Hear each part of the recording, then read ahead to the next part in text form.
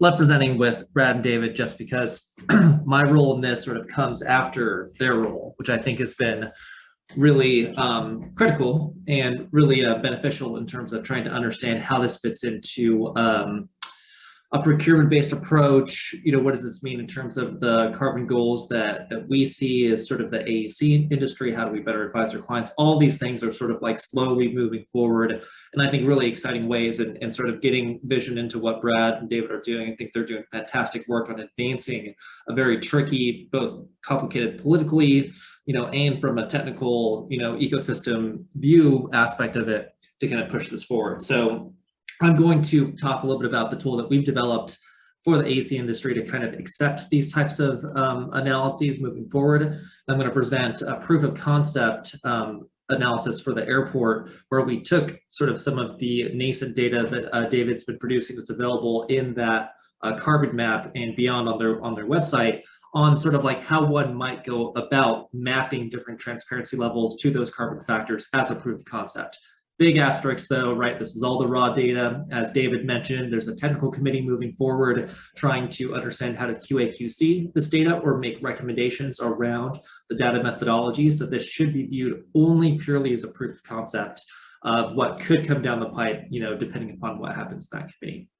The other thing that I think that these types of proof of concepts look into is, how big of a deal is this, right? When we just look at the carbon data in the forest, like the SFI tool, that map, we get a relative difference of carbon stocks in the forest. But what does that mean for a building that has a net zero embodied carbon goal, right? How much of it can it potentially offset or make an impact in terms of the level of mass infrastructure? So those are the things that, I'm going to try to dig into with this, as I mentioned, proof of study or proof of concept. A couple of updates to our UpStream tool. I should have just labeled this UpStream UpDates. That would have been, that was a missed opportunity. But in general, we had created this tool with the University of Washington. Also, Arup deserves a lot of credit for the early methodologies to kind of do whole building LCA of wood and to do some minimal comparative analyses. We had a second semester of ARC, Applied Research Consortium, and we made a couple of updates to some of the modules. We added an A1 custom pathway where we can now, input transportation distances from forest of origin to mill and then mill to fabricator, something that, is just assumed in EPDs currently. And also there's a harvest intensity that has to do with sort of like regeneration and certain approaches to that. So that's getting a little bit more detailed if you have certain amounts of transparency data or regional data.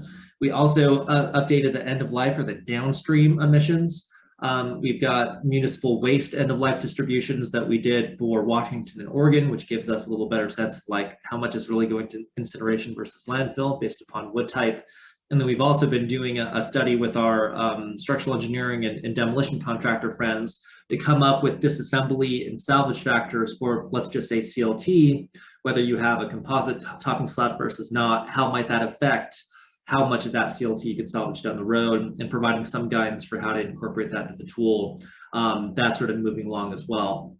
And then now that we're done with that semester, we're going to be doing a new release, a version, I don't know, 0.2 or whatnot of the public beta down the road. So be on the lookout for that. In terms of the forest factors, we're still sort of rolling along pretty slowly with that. It's still just a custom input right now, which we'll talk about in a second.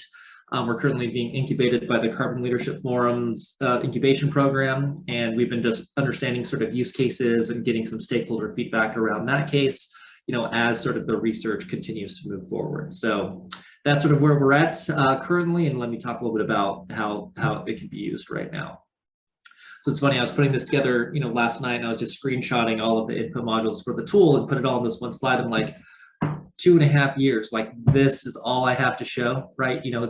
These like 27 green boxes for inputs to like spit out all the data. Although it's nice too that it's pretty streamlined. But this is a full model, right?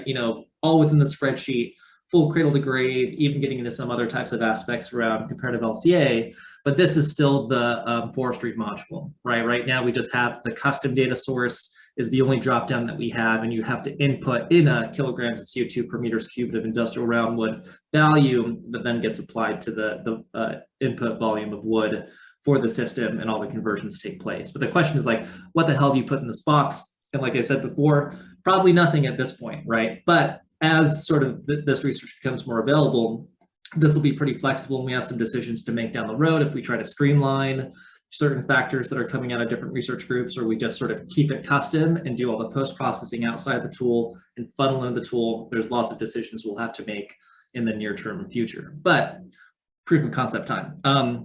PDX airport is what I'm going to use as the background. I'm going to go through this really quickly because I think probably most folks have seen this, and what's not important isn't the details of the project, is just how we used it to like do these calculations. So, you know, this is a giant project. We're renovating it. It's heavily massed timber. There's a massed plywood roof. There's a lattice timber, you know, linear ceiling, and there's like 2 million board feet of 2x8 lamb stock glulam. So this is what we analyzed for the carbon footprint analysis. This is what it looks like. You know, we have this concept of forest to frame, trying to get at those transparency issues that Brad had set up really well right before this. You know, and this could be its own hour-long presentation, but you know, we've developed at least 6 pathways from this one project of how we might get to forest of origin, which includes segregation, like Brad mentioned, or just simple mill log purchasing disclosure. How those work with these carbon factors is something that we're really interested in terms of like, what is the relationship to level of transparency versus the kind of data that's coming out of these different research efforts around upstream forest carbon. For another time though. Where we ended up was here in terms of, this is just for the glulams and for the lattice, in terms of how much do we have no segregation or data tracking. We're relying on FSC credit origins to get to a you know, county level landowner type forest factor, versus where do we have segregation, where do we have a little bit of both, right? This sort of like forms the blueprint of what's available for us in terms of what carbon factors do these potentially apply to.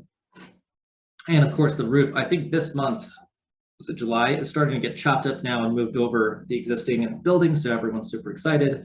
And then this is where we get into the LCA questions, right? Is that, you know, this is the structured envelope, whole building LCA, cradle to gate. We use tally for this analysis. And I've disaggregated the roof versus everything else in the building. So this is actually a terrible example to look at mass timber analysis, because it's just like a bespoke roof on a giant airport project. We really should be looking at like the PA living building, right? One of these sort of prototypical, mostly mass timber structure buildings, but it is what it is. And so we've got broken within this, the roof and the beams, deck, and ceiling, which are the things that we had swapped out. And we can see that with sort of typical analysis, once we look at going to the mass timber roof, we get a little bit of savings, 6%. This is without biogenic storage, right? This is just the, you know, EPDs with end of life factors, and the fact that wood is just generally less carbon intensive than our steel was an open joist counterpart. You know, we double that roughly when we look at the biogenic storage in the product with end of life, you know, assumptions using the tally model. And then the big question for us is like, what about all the sustainable forestry? You know, what can we claim based upon the transparency approach or the certification approach that we had taken? We also looked at it just broken down into the roof itself. So this is whole building scope, and then this is just looking at the assembly. And then we'll switch back and forth as we move forward. And this is just how those numbers shake out when you look at, you know, just the straight up production emissions and end of life versus with biogenic storage, you know, flipping it negative, whether in Athena or tally. This is usually the pattern that we see once we include biogenic storage. So how low can we go, basically? And, you know, as we started to think about the way that the data exists around the factors, there's sort of these 3 different levers that we can push and pull. There's the landowner types that the data exists from, although as David mentions, depending upon the state, it's reported slightly differently. There's the spatial scale, whether we're looking down at the landowner, county shed, the entire state, or a region of the state, or the entire state. You know, this data exists at multiple different scales, and the level of uncertainty kind of changes depending upon where we're looking. And then there's 3 different time periods and aggregated time periods. There's like different averages or rolling averages. There's a lot of different ways to deal with the statistical analysis that also makes a big difference in this case. So, you know, these are just 3 different aspects, but they provide a lot of complexity in terms of how do we map that back to our wood procurement package. So this is an example of, based upon the product and the level of disclosure that we have, right, where did we land in terms of that factor scale? So where we didn't have forest of origin, but we had disclosure through the FSC credits, we were able to get the FSC credit origin and locate it back to the county by landowner type. So we're at the land, we're at this scale of that process. Where we have segregation, we can get down to the same level, right? We could have landowner specific, but the data doesn't necessarily exist for specific landowners at this point. It may not, depends on how things shake out down the road. But where we have that segregated data, we can do something similar. And so we had that for the glue limbs, we had it for some of the lattice. And then for the mass plywood, we really only had the state medians. So we, and this data sort of changed back and forth depending upon what we were able to get. But at first, when we didn't know any information, we tried to make some assumptions about regional county shed. And then at some point we got disclosure data where we can look at landowner by county. So, we actually have looked at it in multiple different versions. But this is just an example of how these different factors mapped different levels of transparency. And then here's sort of the first blush at like, well, how much of a factor is this? And, these should have error bars on them, right? But this is just the median. And so as we sort of march through this, right, we also included some of the early simulated forest factors, which I believe that we talked about in this call in this group before, in terms of a 50-50 Oregon-Washington split and sort of what impact that would have versus this more observational satellite-based approach. And there's a big difference, right? And there's a big variability behind both of these different additional claims of savings. But the question of like, how much of a deal does this make starts to become clear. And, David has said it multiple times, like the upstream impacts can sometimes dwarf the downstream impacts. And so the question is how much, depending upon these assumptions of where you're at in those distributions, and then how much of the overall carbon footprint does this start to touch on as well. So, from even just going to biogenic storage with the simulated factors, we see a certain, 25-ish% increase. But once we go to this particular package, based upon our procurement breakdown, we see a pretty huge jump in terms of how much that upstream package was starting to sequester. And, it's interesting because we look at all of those different factors, we relate them back to those pieces, and it tells a really interesting story. Even going back to what David was saying about, tribal lands. Some cases they're, reducing carbon stocks because they're in dry side forests. They're doing really good climate resilient work. It's getting penalized by this particular, approach that we did to the proof of concept, but we still ended up with a net sequestering package because of the diversity of sourcing that we did across all of those different products. So, this is just interesting that I think that our approach of diversifying intentionally and including, tribes from all the different regions, different states, ended up helping us out, right? If we would have just sourced from one or the other, we could have gotten into this weird way to try to justify that. But the diversity in this case was helpful because, these factors are very different depending upon the state, county, and landowner breakdown.